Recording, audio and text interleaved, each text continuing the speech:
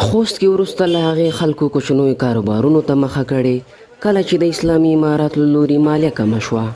په تیر کې دلته هټیوالو د کلنۍ مالیې څخه سرونه ټکول، خو نږدې یوه نیمه میاشت مخکې د هیواد مشرتابه له لوري د هغو کاروباریانو چې کلنۍ خرڅلاوې له 2 میلیونه افغانیو کم وي معاف شوي. دې ته په کتو د یاد ولایت هټیوال له دغه فرمان څخه خوښي څرګندوي، ورته مهال له چارواکو څخه د ګمرکاتو ټیټوالي غوښتنه کوي.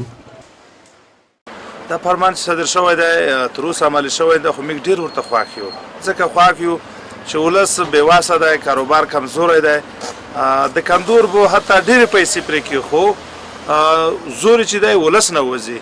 حتی هر وخت پوره دولت نه مې دا غوښتنه ده چې دغه مالیات دي لکه جوازو مسله ده، ټیکسونه دي چې په هر طرف وي، د دولت د کندور سره باید ګزاره وکړي. امیر المؤمنین د خوا نه چې د 100 لکه نه د چا لکه د کاله هغه زیاته کمه وي هغې نه به مالیه نه اخیستل کېږي. دې نه راضي یو باید په دې باندې عمل هم وشي، د وړې دوکاندارانو ته همغه شي لکه د کلیو د کومو د بنډو دوکانونه دي.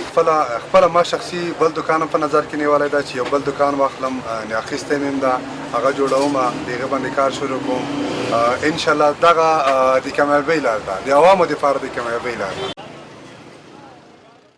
دا خوست ولایت مالیې ریاست چارواکو په خبره هغه دوکانداران چې کلنۍ خرڅلاوې له 2 میلیونو زیات وي دوی د مالیې ورکولو مستحق دي.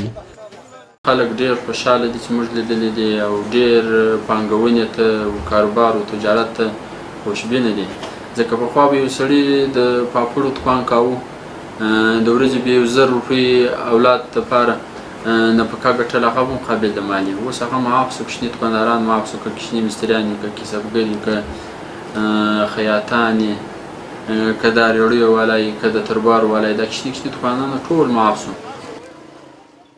دا په داسې حال کې د په تیر کې له کسبګرانو څخه 0.5 سلنه مالیه اخیستل کېده، خو په اوس وخت کې د هیواد د مشرتابه د فرمان په اساس ترې 0.3 سلنه مالیه اخیستل کېږي.